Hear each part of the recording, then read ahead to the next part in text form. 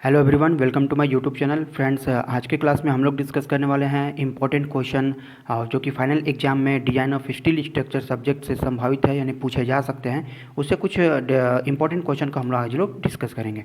ठीक है, तो टोटल हमने कुछ छोटे छोटे डिफिनेशंस हैं, इसके बारे में हम डिस्कस करेंगे कि क्या है ये। वैसे तो इसमें से कुछ टॉपिक पर हमने सेपरेट वीडियो भी बना रखे हैं और डिस्क्रिप्शन में हम उसका लिंक दे रहे हैं, आप उसको देख लीजिएगा अगर आपको इसके बारे में पार्टिकुलर अगर नॉलेज चाहिए तो। ठीक है, तो स्टार्ट करते हैं आज का क्लास।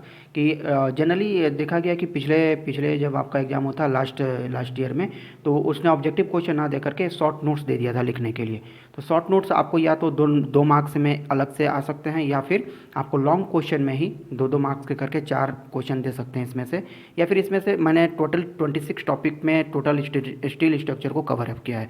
ये इसका पार्ट 1 है और नेक्स्ट पार्ट में हम इसके न्यूमेरिकल पार्ट पर भी डिस्कस करेंगे एंड लॉन्ग क्वेश्चन पर भी डिपेंड है, इसके हम लोग डिस्कस करने वाले हैं। ठीक है, तो यहाँ देखिए, पहले है pitch distance, edge distance, gauge distance and end distance.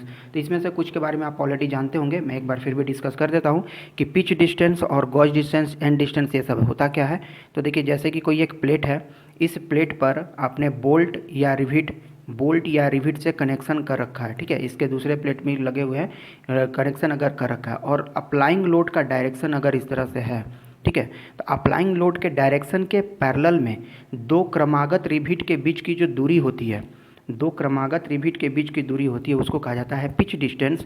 और बाहरी रिविट से, प्लेट के बाहरी डिस्टेंस से, इसके सेंटर से प्लेट का जो बाहरी डिस्टेंस होता है, इसको कहा जाता है इंड डिस्टेंस। ठीक है, ये हो गया आपका दोनों ही क्या हो गया, लगने वाले लोड के पैरेलल डायरेक्शन में, लगने वाले अप्लाइड लोड के पैरेलल डायरेक्शन में अगर आपको इस तरह का अगर दिखे अरेंजमेंट, इसको कहते हैं पिच डिस्टेंस एंड इसको कहेंगे इंड डिस्टेंस का।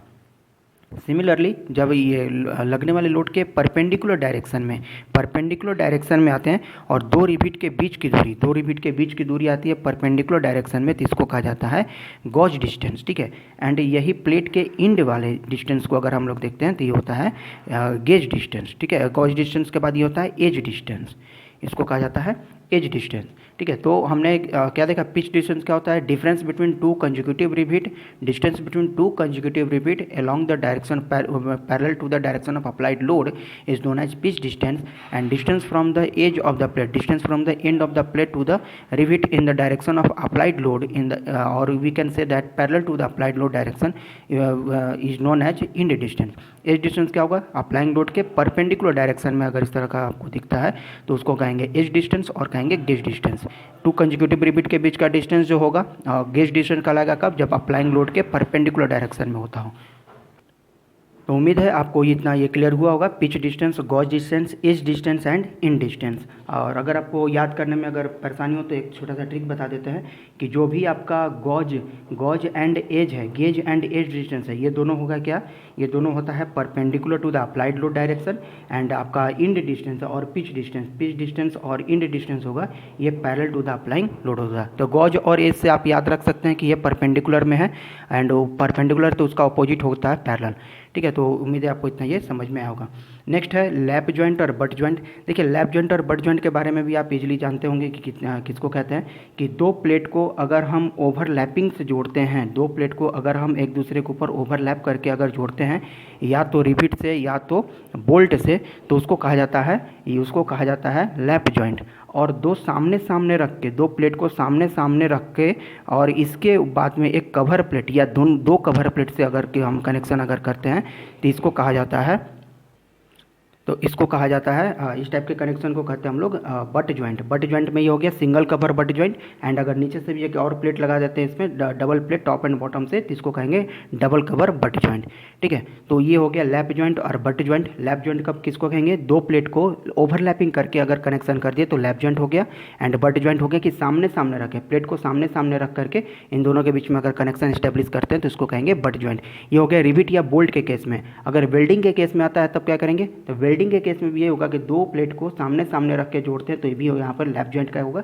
और ये भी हो जाएगा बट जॉइंट, कि दो प्लेट को सामने सामने रख के उसके बीच में वेल्डिंग को फिल कर दी जाती है, भर दी जाती है, तो इसको हम लोग बट जॉइंट कहेंगे। लेकिन वेल्डिंग में हम लोग लैप जॉइंट यूज नहीं करते, वहाँ पर फिलेट वेल्ड और बट वेल्ड यूज करते हैं। ठीक है, फिलेट वेल्ड और बट वेल्ड यूज करते हैं कि दो प्लेट, एक प्लेट हमारे पास ये है एंड दूसरी प्लेट ये है, इसके ऊपर अगर हम वेल्डिंग कर दिए यहाँ से, तो इस टाइप के वेल्डिंग को कहा गया क्या, फिलेट वेल्ड, और इस टाइप के वेल्डिंग को कहते हैं बट वेल्ड। ठीक है, तो वेल्डिंग में फिलेट वेल्ड और बट वेल्ड आता है, जबकि रिविट या बोल्टेड में आता है क्या, लेफ्ट जॉइंट और बट जॉइंट के लिए।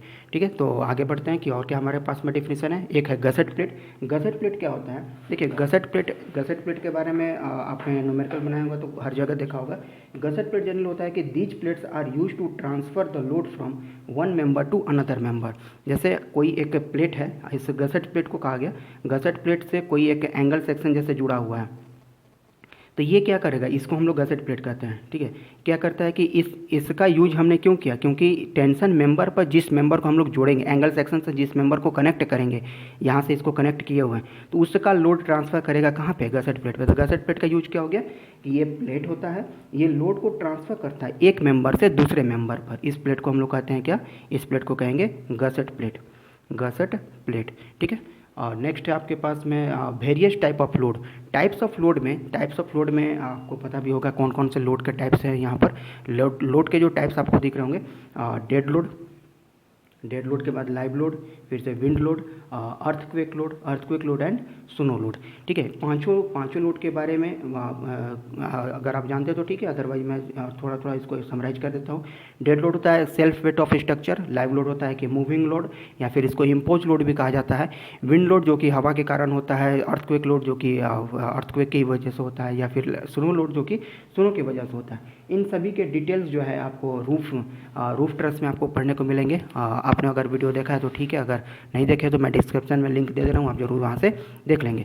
सबके लिए आईएस कोड डिजाइन किया गया है। आईएस कोड है 875 पार्ट 1 है, इसके लिए पार्ट 2 है, पार्ट 3 है, पार्ट 4, पार्ट 5 यहाँ पर सबके लिए मेंशन होते हैं। उसके अकॉर्डिंग से हम लोग उसका डिज़ाइन करते हैं। हालांकि कोड के लिए हमने भी अलग से भी उसके लिए भी वीडियो बना रखा है कि कौन से कोड आपको इंपॉर्टेंट है, कौन से आपको एग्जाम में ले जाने हैं, तो उसके लिए आप प्रिपेयर रहिए। ठीक है, तो टाइप्स ऑफ लोड कितने हो गए, 5 तरह के हैं, जो कि इस तरह से है। और इन पांचों के बारे में अगर आप कोड ले गए हैं तो आप कोड की से ही वैल्यू को वहाँ पर डेफिनेशन को वहाँ पे लिख सकते हैं, इसमें कोई भी आपको गलत नहीं होगा। नेक्स्ट है factor of safety. Factor of safety क्या होता है, फैक्टर ऑफ सेफ्टी समझने से पहले हम देख लेते हैं कि ये safe factor, load factor, yield moment और प्लास्टिक मोमेंट क्या होता है। ठीक है, देखिए यील्ड मोमेंट जो है, यील्ड मोमेंट को हम लोग MY से डिनोट करते हैं एंड प्लास्टिक मोमेंट को MP से डिनोट करेंगे। ठीक है, यील्ड मोमेंट क्या होगा, यील्ड मोमेंट MY या फिर MP। MY को लिखते हैं FY इंटू जेड, यानी कि जो आपका यील्ड स्ट्रेस है, FY क्या है, यील्ड स्ट्रेस इंटू में सेक्शन मॉडुलस। इसके अगर प्रोडक्ट, यील्ड स्ट्रेस और सेक्शन मॉडुलस के प्रोडक्ट को कहेंगे yield moment. Similarly yield stress और प्लास्टिक मोमेंट और प्लास्टिक सेक्शन मॉडुलस के प्रोडक्ट को कहेंगे हम लोग प्लास्टिक मोमेंट। ठीक है, यील्ड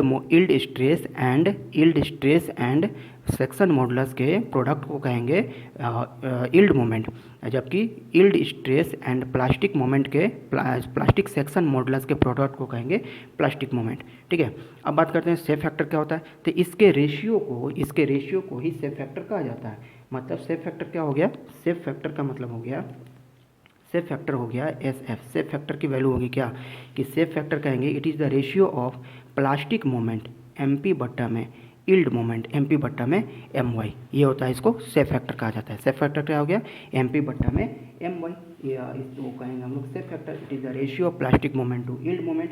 सिमिलरली लोड फैक्टर क्या होगा, अब लोड फैक्टर क्या होता है, the partial factor of safety into safe factor. Load factor क्या होता है, load factor factor of safety into safe factor. It is the product of factor of safety and safe factor. इसको हम लोग कहेंगे क्या, लोड फैक्टर। ठीक है, तो फैक्टर ऑफ सेफ्टी को कैसे डिफाइन करेंगे, तो देखिए फैक्टर ऑफ सेफ्टी जो होता है, फैक्टर ऑफ सेफ्टी जो है ये डक्टाइल मटेरियल और ब्रिटल मटेरियल दोनों के लिए अलग अलग होता है। डक्टाइल मटेरियल के लिए होता है yield stress, yield stress divide by working stress. इसको कहेंगे हम लोग फैक्टर ऑफ सेफ्टी, किसके लिए, डक्टाइल मेटेरियल के लिए। लेकिन जब ब्रिटल मेटल की बात आएगी तब it is the ratio of ultimate stress बट्टा में working stress. Ultimate divide by working stress is known as factor of safety. ठीक है, तो हमने क्या क्या देखा अभी तक? Lap joint, butt joint, edge distance, gauge distance, gusset plate, various type of load, factor of safety. Ductile material के लिए और ब्रिटल मेटेरियल के लिए अलग अलग होते हैं। डक्टाइल मेटेरियल के लिए आ गया आपका yield stage to working stage, and brittle material के लिए हो गया ब्रिटल मेटेरियल के लिए working stage to ultimate stage to working stage. ठीक है। सेफ फैक्टर हो गया, it is the ratio of plastic moment capacity, plastic moment to yield moment, and आपका यील्ड मोमेंट और प्लास्टिक मोमेंट का डिफिनेशन कुछ इस तरह से आ गया। अब बात करते हैं किसके लिए? ब्लॉक शेयर के लिए। ब्लॉक शेयर क्या होता है? देखिए, ब्लॉक शेयर को आप लोग देखे होंगे कहाँ पे? ब्लॉक शेयर आपको मिला होगा जब डिजाइन कर रहे होंगे टेंशन मेंबर का।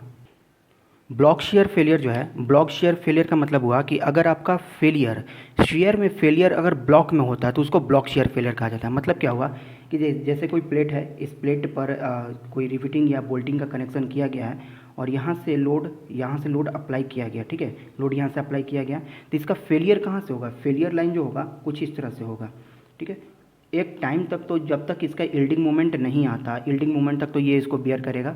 जब ये यील्डिंग मोमेंट से अल्टीमेट मोमेंट पर पहुंचेगा तो टेंशन मेंबर के डिजाइन में हम लोग पहले यील्डिंग मोमेंट कैलकुलेट करते थे, फिर रप्चर कैलकुलेट करते थे, यानी कि जब तक क्रैकिंग नहीं आता, एंड फिर ब्लॉक शेयर कैलकुलेट करते थे जब वो क्रैकिंग हो जाता है और वहाँ से प्लेट जो है बाहर आ जाता है। मतलब यहाँ से जब ये इतना लोड इस पर अप्लाई करें कि ये टूट करके ये ब्लॉक जो है बाहर आ जाए, तो बाहर आएगा तो इसमें कौन सा फोर्स लगेगा? यहाँ पर शेयर लगेगा, क्योंकि अप्लाइड लोड यहाँ पे लग रहा है, एंड जो प्लेट का अपना स्ट्रेंथ है इसको इस डायरेक्शन में अपना पुल करेगा, तो इसमें यहाँ पर शेयर लगता है। यहाँ भी एक शेयर अप्लाई होता है अप्लाइड लोड के कारण, और अप्लाइड ये प्लेट जो है रेसिस्ट करेगा इस डायरेक्शन में। तो इसके वजह से जब लोड एक्सेस हो जाता है, जब लोड एक्स्ट्रा एक्सिट कर जाता है, अल्टीमेट मोमेंट अपना रीच कर जाता है अल्टीमेट स्ट्रेंथ पर, तब ये क्या करता है? ब्लॉक जो है बाहर की तरफ में पुल आउट हो जाता है, तो ये पूरा टूट के बाहर निकल जाता है। तो बचे हुए प्लेट का जो शेप होगा कुछ इस तरह से शेप बच जाएगा। ठीक है, जो प्लेट अगर टूट के बाहर निकला है और टूटने के बाद कुछ इस तरह का शेप आपको देखने को यहाँ से मिलेगा। तो इस फेलियर को ब्लॉक शेयर फेलियर कहा जाता है। ठीक है, टूटने के बाद जब ये मेटल बाहर निकल जाएगा तो ये ब्लॉक के रूप में बाहर निकल जाता है, तो कुछ इस तरह का आपको शेप देखने को मिलेगा बचा हुआ। मतलब क्या देखने की ब्लॉक के रूप में एक बच गया है और एक निकला हुआ एक ब्लॉक है, तो इस तरह के फेलियर को ब्लॉक शेयर फेलियर कहा जाता है। कोड में IS 875 आपको 800 2007 में टेंशन मेंबर पर पेज नंबर 33 और 34 पर 32 से 34 के बीच में अब इसके टेंशन मेंबर के बारे में दिया, वहाँ पर ब्लॉक शेयर के बारे में भी लिखा हुआ है। अगर आपको एग्जाम्स में आते हैं तो आप इसका डायग्राम बना करके और डिफिनीशन लिख करके आप कोड की वैल्यू को भी वहाँ पर इजीली लिख सकते हैं। ठीक है, तो ये हो गया आपका ब्लॉक शेयर फेलियर। नेक्स्ट है सेक्शन मॉडुलस। सेक्शन मॉडुलस अभी जैसा कि हम लोग ऊपर डिस्कस किए थे, सेक्शन मॉडुलस को जेड से डिनोट करते हैं, and it is the ratio of moment of inertia to the depth of neutral axis. ठीक है, Z is equal to I by Y, ये होता है हमारा क्या? Section modulus. और प्लास्टिक सेक्शन मॉडुलस जो आता है IP, तो ये IP हो जाता है, IP हो जाए, Z P is equal to IP बट्टा में वाई हो जाता है। ठीक है, प्लास्टिक सेक्शन मॉडुलस और आपका सेक्शन मॉडुलस। नेक्स्ट है पर्लिन। पर्लिन क्या है? तो पर्लिन के बारे में रूफ ट्रस में हमने कई बार डिस्कस किए हुए हैं कि पर्लिन क्या होता है। जैसे कि ये कोई ट्रस है, इस ट्रस के पीछे दूसरा ट्रस भी इस तरह से जुड़ा हुआ है, इसके ये रीज लाइन हो गए, यहाँ से इस ट्रस को एक दूसरे से कनेक्ट किया गया। ठीक है, इसके बीच का जो डिस्टेंस होता है इसको कहा जाता है स्पेसिंग ऑफ ट्रस। ट्रस के बीच का ये स्पेसिंग होता है। इस ट्रस मेंबर को इस मेंबर से अगर जोड़ना होता है तो एक हमें हॉरिजॉन्टल बीम की ज़रूरत पड़ती है, हमें एक हॉरिजॉन्टल बीम की यहाँ पर ज़रूरत पड़ती है। इस हॉरिजॉन्टल बीम को ही क्या कहते हैं? इसको हम लोग पर्लिन कहा जाता है। ठीक है, जितने हम नंबर ऑफ बीम यहाँ पे ज़रूरत पड़ेगी उसको हम लोग क्या कहेंगे? इसको हम लोग कहेंगे ये पर्लिन है। जैसे यहाँ से इसको जोड़ने की ज़रूरत पड़ेगी, ये भी पर्लिन है, और यहाँ से भी अगर इसको जोड़ते हैं तो ये भी हमारा क्या हुआ? पर्लिन हुआ। तो ये इसको कहेंगे हम लोग ये पर्लिन है। ठीक है, तो उम्मीद है कि आपको इतना समझ में आया होगा। राफ्टर नेक्स्ट है हमारा पास में क्या? राफ्टर। राफ्टर क्या होता है? तो देखिए, राफ्टर जनरली क्या होता है? रूफ ट्रस में टॉप कोड मेंबर, जो टॉप कोड मेंबर होते हैं, ये जो यहाँ पर टॉप कोड मेंबर है, इसके ऊपर जो शीटिंग की जानी है, ठीक है, इसी को टॉप कोड मेंबर को ही राफ्टर कहा जाता है। टॉप कोड मेंबर को राफ्टर कहते हैं, बॉटम कोड मेंबर को टाई कहा जाता है। ठीक है, बॉटम कोड मेंबर को टाई कहा जाता है। नेक्स्ट हमारे पास क्या? स्टिफनर्स है। स्टिफनर्स किसको कहेंगे? तो स्टिफनर्स देखिए, प्लेट गडर में जैसा कि आप प्लेट गडर देखे होंगे कि प्लेट गडर आई सेक्शन एक गडर होता है कुछ इस तरह का। मैं कोशिश करता हूँ डायग्राम बनाने का। प्लेट गडर एक आई सेक्शन का गडर होता है जो कि आप रेलवे प्लेटफॉर्म पर इसको देखे होंगे, कुछ इस तरह का इसका अरेंजमेंट होता है। ठीक है,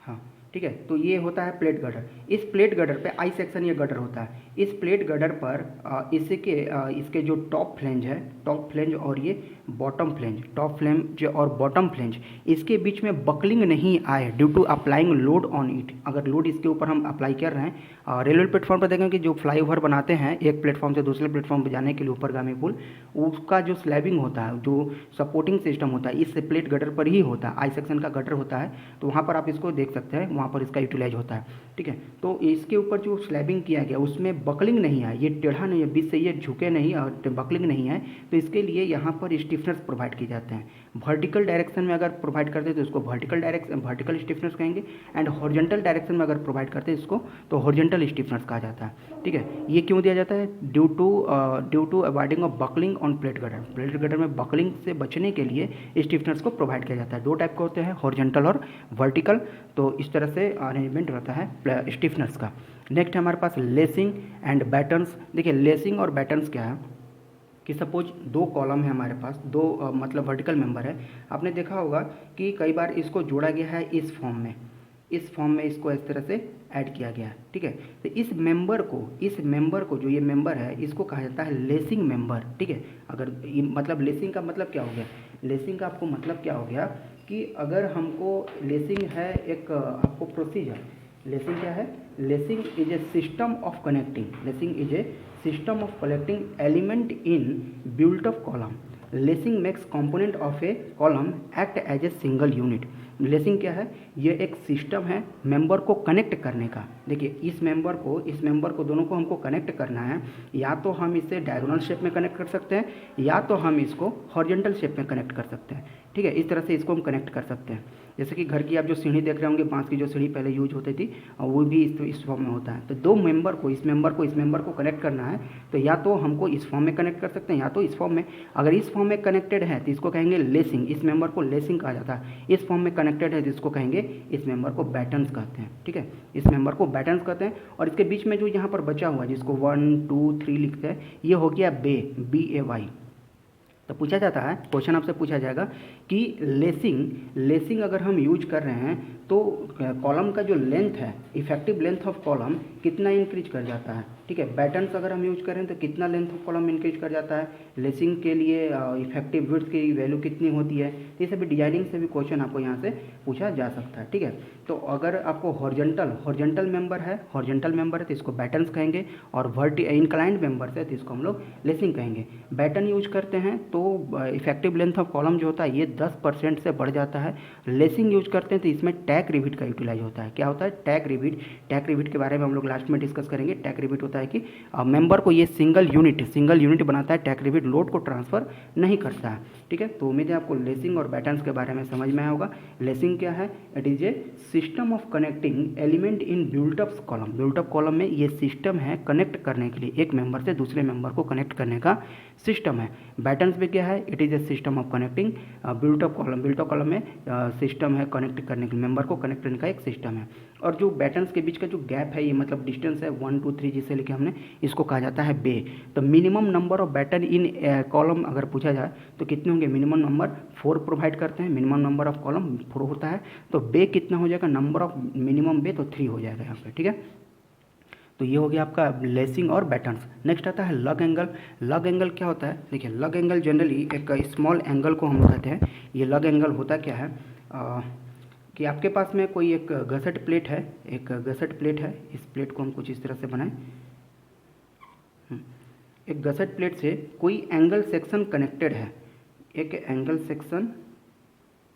कोई एक एंगल सेक्शन कनेक्टेड है।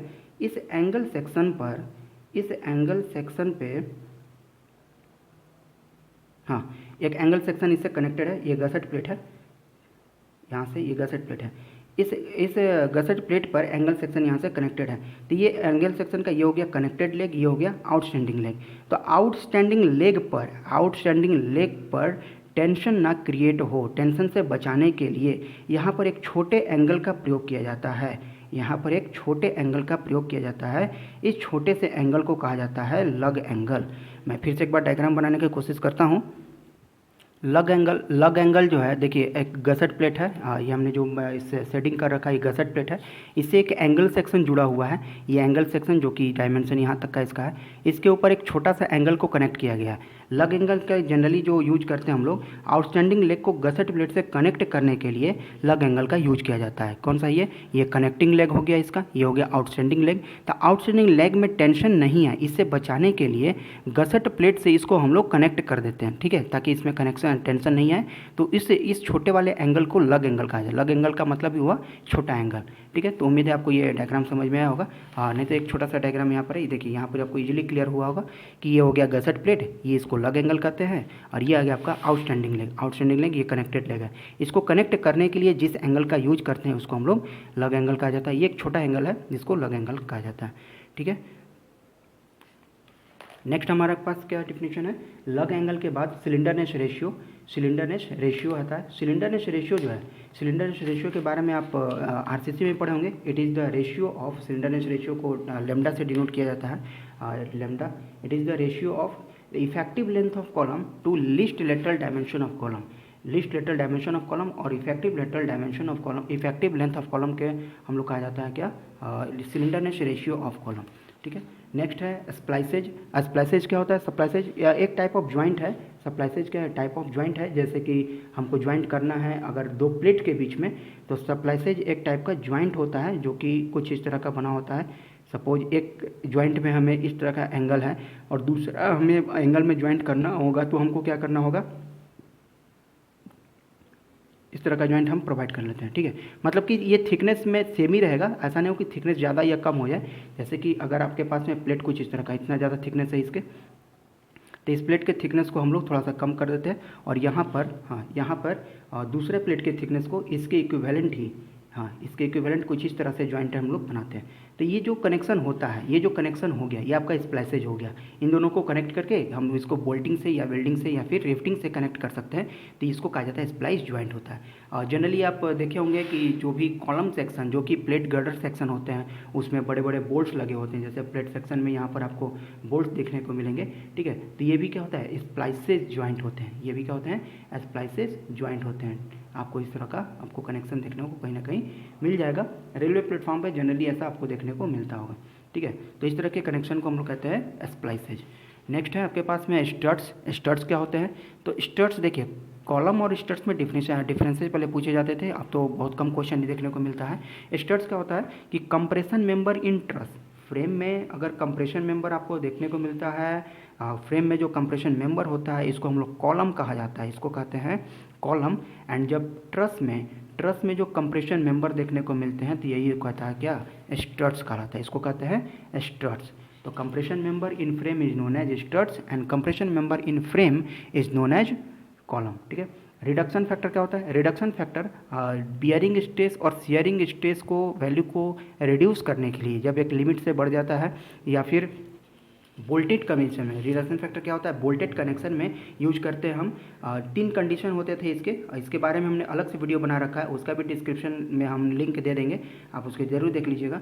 कहता है कि जब इसके बीच का जो ये ओवरलैपिंग लेंथ होता है, LG इसको कहा जाता है, ठीक है, ये अगर एक्सीड करता है 5 से 5 थिकनेस ऑफ प्लेट से, तो यहाँ पर रिडक्शन फैक्टर लगाना पड़ता है। जब इसमें बोल्ट का डिस्टेंस एक लिमिट से इंक्रीज करता है, तो यहाँ पर रिडक्शन फैक्टर में लगाना पड़ता है। तो टोटल 3 केस होते हैं इसके थिकनेस ऑफ कवर प्लेट पर डिपेंड करता है रिडक्शन फैक्टर। इसके लिए हमने सेपरेट वीडियो हमने बना रखा अलग से, मैं उसका डिस्क्रिप्शन में लिंक दे रहा हूँ, आप उसे देख लेंगे, ठीक है। नेक्स्ट है हमारा last one is tack bolt. Tack bolt क्या होता है, टैक बोल्ट जो होता है, टैक बोल्ट का यूज, टैक बोल्ट क्या होता है कि इस tack bolt are provided to make union section. एक यूनिट सेक्शन बनाने के लिए टैक बोल्ट का हम लोग यूटिलाइज करते हैं कि tack bolts are provided outside the gusset plate. Tack bolt does not transfer any load to the gusset plate, ठीक है। जैसे कि टैक बोल्ट, जैसे अब शर्ट का बटन होता है, शर्ट का बटन का वर्क क्या है, लोड को ट्रांसफ़र नहीं करता, मतलब कि दो पार्ट्स को वो यूनिट वन बनाता है ताकि वो अनफेयर सा नहीं दिखे। तो टैक बोल्ट का यूज हम लोग करते हैं किस लिए, प्लेट गटर में भी यूज होता है टैक बोल्ट का, और स्टील स्ट्रक्चर में स्ट्रक्चरल रिबिट के बाद टैक बोल्ट का यूज करते हैं कि एक मेंबर को, जैसे एक मेंबर यहाँ से जुड़ा हुआ है और दूसरा मेंबर आपको यहाँ से जुड़ा हुआ है, तो यहाँ पर हम टैक बोल्ट यूज करेंगे। टैक बोल्ट यूज करेंगे क्यों, क्योंकि दोनों मेंबर को यूनिट बनाने के लिए। इसमें टैक बोल्ट का यूज ये नहीं होता कि लोड को ट्रांसफर करेगा, ये सिर्फ मेंबर को यूनिट बनाने के लिए, इक्वल एक बनाने के लिए, दो अलग अलग मेंबर को एक बनाने के लिए टैक बोल्ट का यूटिलाइज हम लोग करते हैं, ठीक है। तो ये थे कुछ आपको इम्पॉर्टेंट डिफिनीसन जो आपको फाइनल एग्जाम में पूछे जाएंगे, और उम्मीद है कि सिर्फ यहीं से ही यही क्वेश्चन आप करके जाएंगे तो आप अच्छे नंबर वहाँ पर ला सकते हैं। टोटल 26 टॉपिक पर हमने डिस्कस किए हैं। तो उम्मीद है आपको कि आज का लेक्चर समझ में आया होगा, और आपको अगर वीडियो अच्छी लगे तो लाइक और शेयर जरूर करें, और चैनल पर नए तो सब्सक्राइब जरूर करें। ठीक है, मिलते हैं अपने नेक्स्ट क्लास में, और इसके पार्ट 2 लेकर के, जिसमें हम लोग न्यूमेरिकल पर डिस्कस करेंगे। ठीक है।